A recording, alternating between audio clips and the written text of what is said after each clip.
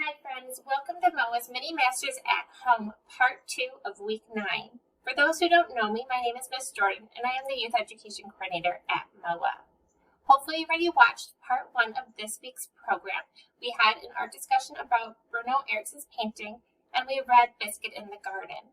So now it's time for our art project. Today we're going to be making bird kites that goes along with our bird theme for the week. Before we start our step-by-step directions, please note that on our website, wisconsinart.org, there will be a PDF that will have all the supplies needed for today's project. It will look like this. Okay, so here's our supply list for this week's project. We will need 8.5 by 11 paper. It does not need to be super thick. In fact, thinner computer paper actually works really well for this project. In addition, you'll need a stapler, string or yarn, scissors, glue, coloring supplies, and optional is tape in case you want to reinforce that knot in your kite later on. So now we're going to go on to our step-by-step directions in which I will walk you through how to make your bird kite. Okay, so we're going to start off with our 8.5 by 11 piece of paper. Again, yours does not need to be brightly colored. Be any color you want. It's just easier for you guys to see my paper when it's a little bit brighter. So we're going to take that paper and we are going to fold it in half hamburger style. And once you get that kind of lined up, you are going to want to crease that so you have a nice hard edge. Then what we're going to do is we are going to take a corner and we're going to bend it down like so.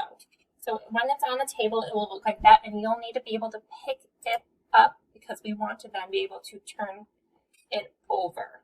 So we are going to then repeat the same thing on this side.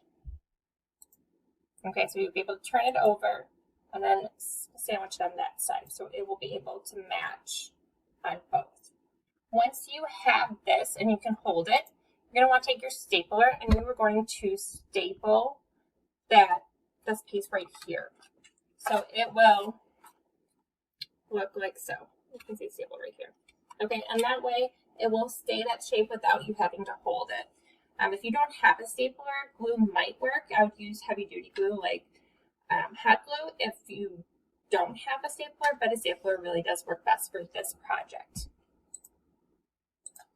Okay, so then we need some scrap paper to make our kite look a little bit more like a bird.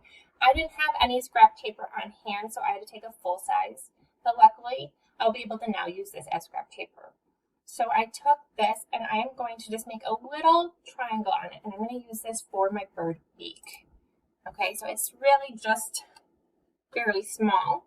We're going to take this and we're going to put glue on the corner, and then I will be able to take this and slide it in. So I will have a bird beak, okay? So there you go. Okay, and then I had some scrap paper in a different color that I was able to break into 3 strips.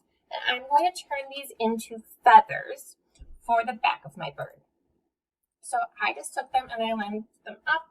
I kind of just made them a little bit rounder. They don't all have to be the same, but relatively the same size would be helpful. I'm going to take them and I'm going to slowly start gluing those together. So put glue on the end of one and then attach it to another one. And then we're going to do the same thing so that all 3 feathers will be attached. When you are to this step, you're going to then put glue on it and put it into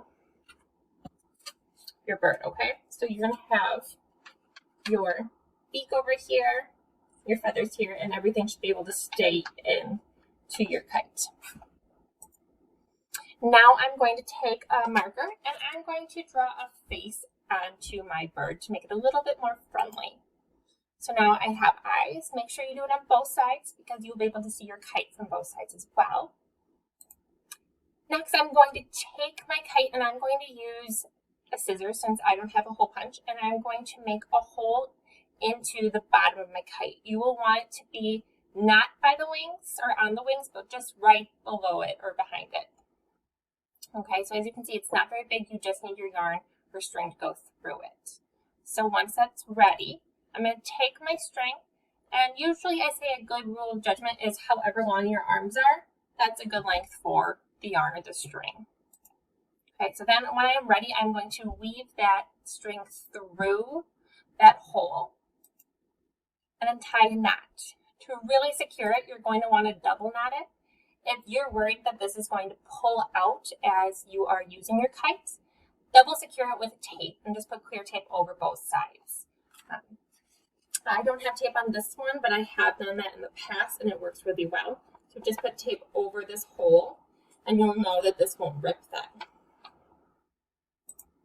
And then you are ready for your kite outside.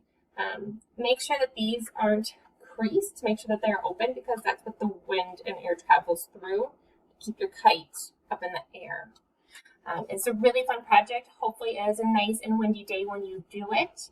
And it's so fun. I've seen people decorate their birds in all different ways. Okay, so just so you can see a little bit closer up again, here is my finished kite. I have plenty of string to make my kite fly pretty high in the air. It does work really well. I was running around in my backyard earlier testing it out. I apologize, I don't have any videos of it. I just didn't have anyone to hold the camera for me. So if you guys make the kite and it's turning out great and you are totally fine using your video for social media purposes, feel free to send it to me and then I can share it for other people to see as well. My email address is on that downloadable PDF supply list, so send it there. Again, that's only if you guys are cool with showing or sharing your video with social media or the marketing world. So either way, feel free to email me photos or just tell me how your bird kites turned out. You guys are super creative. I love hearing what you come up with. Thank you again so much for joining us on this virtual journey. During this time, we have other fun activities for families to do on our website, wisconsinart.org. I hope to see you next time, but in the meantime, happy creating.